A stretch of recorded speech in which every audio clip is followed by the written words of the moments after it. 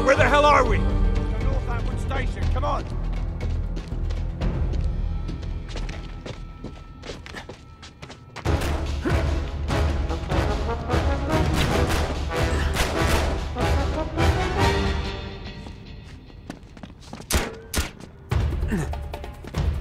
Open fire!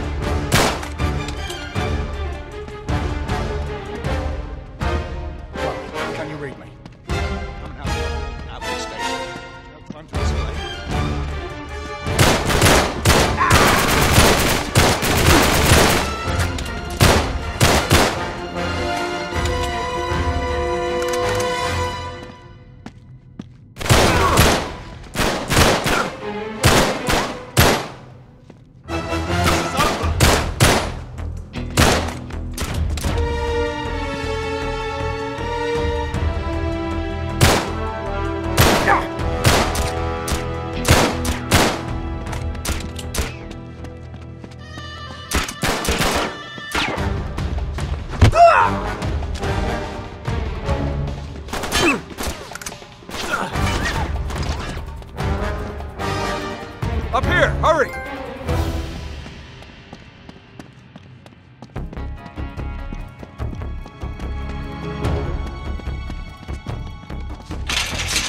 Onyx! Back up, back up!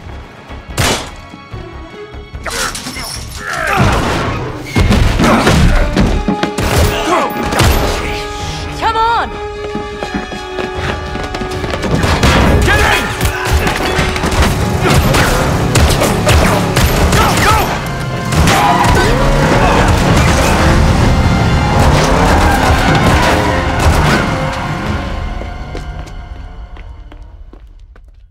So then the guy says, well, you better tickle mine too, because now I gotta catch the goddamn thing.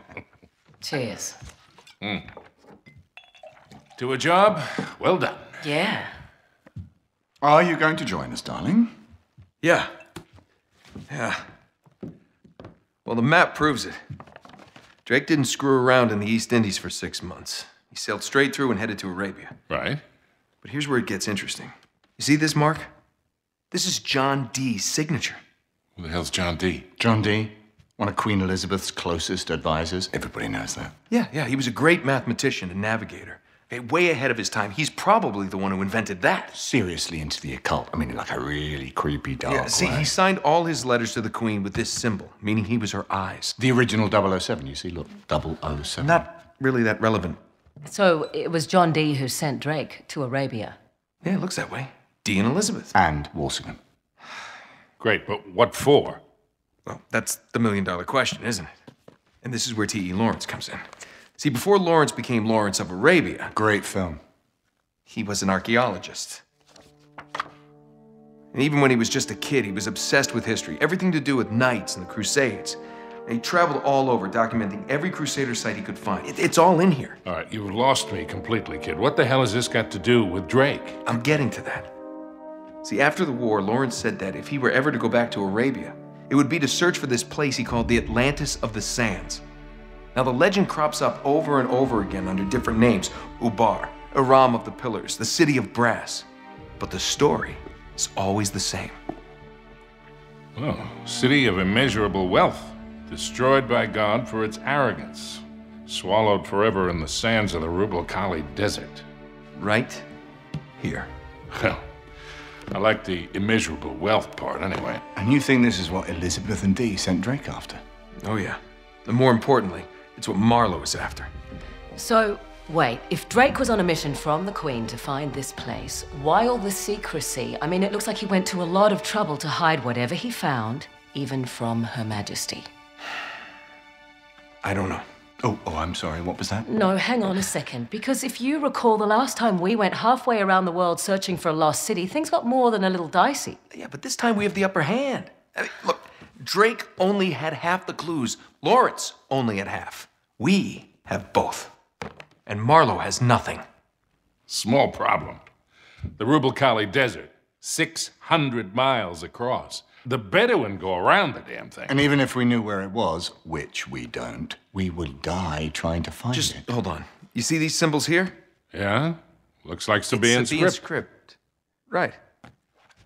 Look, the Crusaders were searching for the same lost city 1,000 years ago.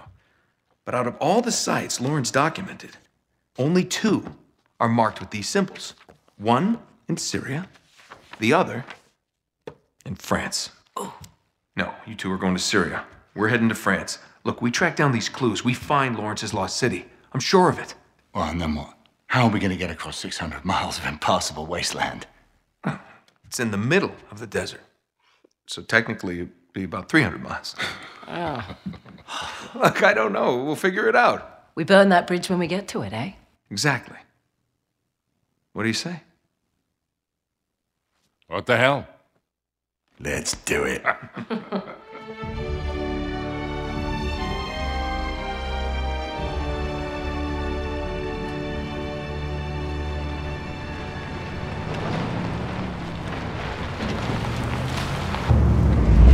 End of the line, I guess. Don't. Looks like we're going the rest of the way on foot. What? Leave it to you to find a friggin' jungle in the middle of France. Well, we're definitely headed in the right direction. Chateau should be this way. Not too far. Come on. Yeah. Not too far? With you, I never know if that means a quarter mile or 20.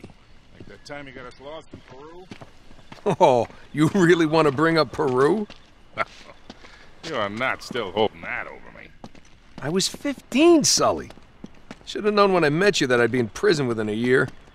You were headed that way all on your own, if you recall. Besides, I got you out, didn't I?